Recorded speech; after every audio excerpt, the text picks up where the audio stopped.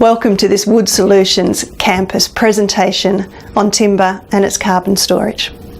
One of the major current concerns about the world's environment is the increasing levels of carbon dioxide in the atmosphere and the potential for this to influence or change our climate through global warming.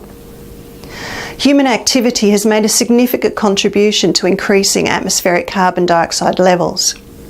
This is mainly through our reliance on burning fossil fuels such as oil, gas and coal for energy to drive our cars, generate our electricity or heat our buildings.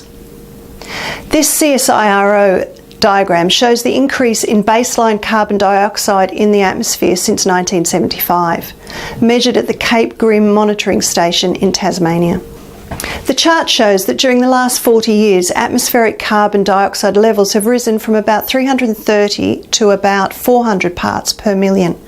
This rapid rise is obviously a concern. A low carbon economy is something where we're moving away from non-renewable resources, which happen to be carbon intensive, such as fossil fuels, coal, gas, oil, and we're moving to using renewable resources such as sunlight, such as wind, such as timber, which grows again, and essentially those resources are renewed and they're all very low carbon in the emissions associated with them.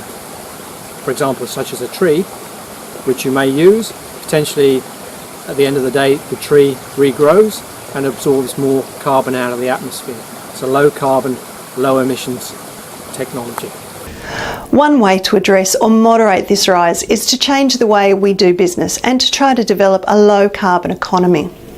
This would be an economy that relies more on renewable resources and less on carbon intensive non-renewable fossil fuels. Timber and wood products can contribute to a low carbon economy in three ways. First, forests store atmospheric carbon. 50% by weight of the wood in a tree is atmospheric carbon. This carbon is sequestered in wood, in the tree and in the forests. Second, timber and wood products store atmospheric carbon. The carbon that the tree takes from the atmosphere and stores in the wood stays in the wood when it's used in buildings.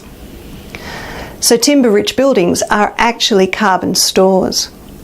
Lastly, if wood is used, we don't have to use alternative materials whose production may require large amounts of fossil fuels. So, carbon dioxide emissions are avoided. The tree's made up of atmospheric material. So this piece I'm holding in my hand, about 50% of the weight of this is carbon. And all of that carbon has come out of the atmosphere into the material.